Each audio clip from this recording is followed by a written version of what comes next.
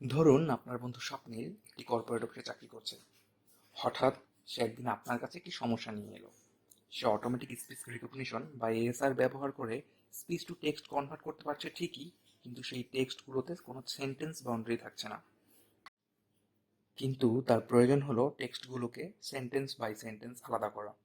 তো সব শুনে আপনি তাকে এই বলে আশ্বস্ত করলেন যে মেশিন লার্নিং এর উপর আপনার যেহেতু অল্প বিস্তর পড়াশোনা আছে, আপনি চেষ্টা করে দেখবেন তার জন্য কিছু করা যায় কিনা। এরপর আপনি আপনার জিনিয়াস বন্ধু মামুনের শরণাপন্ন হলেন। তার পরামর্শ অনুযায়ী ইন্টারনেটে বেশ কিছু জিনিসপত্রের খোঁজ খবর করলেন এবং বেশ কিছু রিসোর্সও পেয়ে গেলেন। প্রথম প্রথম দুর্বোধ্য মনে হলেও একটা পর্যায়ে গিয়ে আপনি সমস্যাটি সমাধানের একটি রাস্তা খুঁজে পেলেন এবং কোড করতে বসে গেলেন। এবং তারপর খেয়াল করলেন যে আপনার প্রোগ্রাম খুব ভালো না হলেও কাজ চালানোর মতো আউটপুট দিচ্ছে। শুরু হিসেবে মন্দ নয় ভেবে আপনি আপনার বন্ধু স্বপ্নকে ডেকে পাঠালেন। ফলাফলে সেও খানিকটা খুশি হলো। তবে আপনি যেহেতু বুদ্ধিমান, সুতরাং সমস্যাটি শোনা মাত্রই আপনি কোড করতে বসে যাননি। আপনি খুব ভালো করেই জানেন সুনির্দিষ্ট পরিকল্পনা এবং লক্ষ্য ছাড়া ফলাফল হিসেবে শুধু ক্লান্তি এবং হতাশা আসতে পারে। তাই আপনি প্রথমেই সমস্যাটি চিহ্নিত করলেন, তারপর সেই সমস্যা সমাধানের জন্য একটি খসড়া পরিকল্পনা তৈরি করলেন, তারপর ভাবলেন এবং ভাবলেন। এরপর খসড়া পরিকল্পনায় প্রয়োজনীয় পরিবর্তন এনে পরিকল্পনাটি চূড়ান্ত করলেন। অর্থাৎ সমস্যাটি সমাধান করার জন্য একটি পরিকল্পিত যাত্রার জন্য এখন আপনি প্রস্তুত। আপনার সেই যাত্রার বিস্তারিতই ধাপে ধাপে থাকছে আমাদের আজকের ভিডিওতে।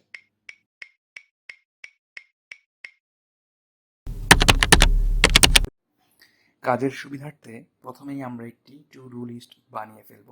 এটাকে আপনারা পরিকল্পনা অংশ বলতে পারেন। আমাদের পুরো প্রজেক্টটি কয়েকটি ধাপে আমরা এখানে ভাগ করব। যদিও আমরা খুব ডিটেইলড অ্যাপ্রোচে যাব না, তবে আপনারা চাইলে ডিটেইলড অ্যাপ্রোচে যেতে পারেন। সেক্ষেত্রে বেশ কিছু টুলস আছে যেগুলো আপনাকে সহায়তা করতে পারে।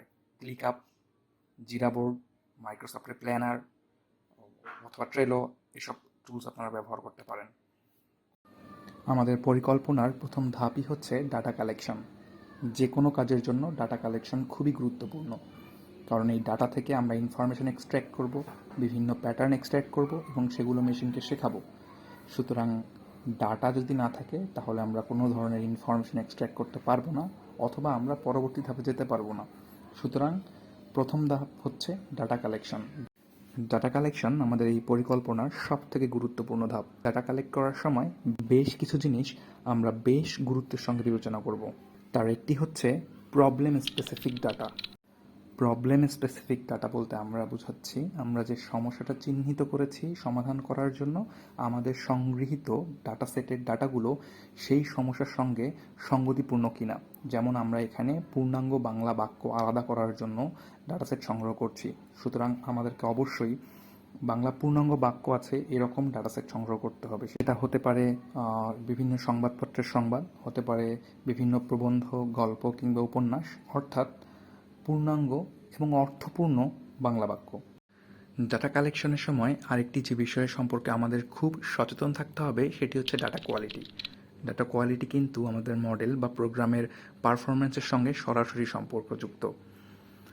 যেমন ধরুন, আমরা যদি আমাদের কাজের জন্য ভালো কোয়ালিটির ডাটা ব্যবহার করতে না পারি, এমন একটি ডাটা সেট ব্যবহার করি যেখানে পূর্ণাঙ্গ বাক্য নেই, যেখানে যথাযথ যতিচিহ্ন ব্যবহার করা হয়নি, বা যেখানে অর্থপূর্ণ কোনো বাক্য নেই, তাহলে মডেল বা প্রোগ্রামটি এই ডাটা থেকে আমাদের কাঙ্ক্ষিত ইনফরমেশন এক্সট্র্যাক্ট করতে পারবে না। অর্থাৎ শেখার সময়ই মডেল ভুল প্যাটার্ন শিখবে এবং এই ভুল প্যাটার্ন শেখার কারণে এক্ষেত্রে মডেল আমাদেরকে কাঙ্ক্ষিত ফলাফল দিতে পারবে না। আপনি একটু চিন্তা করলেই বুঝতে পারবেন যে মডেলকে যদি আমরা পূর্ণাঙ্গ বাংলা বাক্যের গঠন শেখাতেই ব্যর্থ হই, তাহলে সে কোনোভাবেই পূর্ণাঙ্গ বাংলা বাক্য আলাদা করতে পারবে না।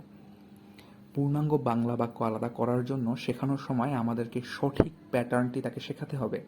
আর এই সঠিক প্যাটার্নের ডাটা সেটকেই আমরা বলছি ভালো কোয়ালিটির ডাটা। এবং এই কোয়ালিটি বা pattern problem to problem vary করে।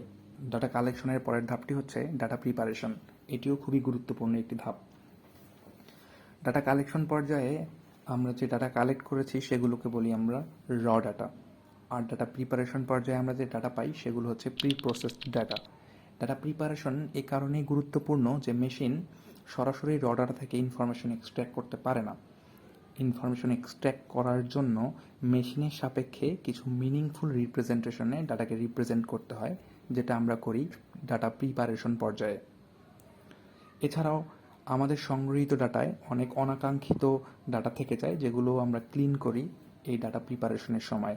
সুতরাং র ডাটা থেকে মেশিনের বোধগম্য উপায়ে ডাটাকে তৈরি করার নামই হচ্ছে ডাটা প্রিপারেশন। ডাটা প্রিপারেশনের পরের ধাপটি হচ্ছে মডেল সিলেকশন। এই ধাপে আমরা আমাদের সমস্যা সমাধানের জন্য মডেলের আর্কিটেকচার বা স্ট্রাকচারটা নির্ধারণ করি। এটি খুবই প্রবলেম স্পেসিফিক, অর্থাৎ এক এক ধরনের সমস্যার জন্য এক এক ধরনের আর্কিটেকচার বেশি ভালো কাজ করে। আমরা আমাদের সমস্যা অনুযায়ী একটি নির্দিষ্ট ধরনের আর্কিটেকচার এই পর্যায়ে বেছে নেই। আমাদের পরিকল্পনার সর্বশেষ ধাপটি হচ্ছে ইভ্যালুয়েশন অ্যান্ড টিউনিং। নাম শুনেই বোঝা যাচ্ছে ইভ্যালুয়েশন ফেজে আমরা আমাদের মডেলের পারফরমেন্স মেজার করব, এবং যদি মডেল কাঙ্ক্ষিত পারফরমেন্স না দেয় সেক্ষেত্রে বিভিন্ন হাইপার প্যারামিটার বা আর্কিটেকচারে সামান্য পরিবর্তন করে আবার ট্রেন করব এবং ইভ্যালুয়েশন করে দেখব পারফরমেন্সে ইমপ্রুভ হচ্ছে কিনা। এভাবে পারফরমেন্স ইমপ্রুভ হওয়া পর্যন্ত আমরা ইভ্যালুয়েশন এবং টিউনিং চালাবো।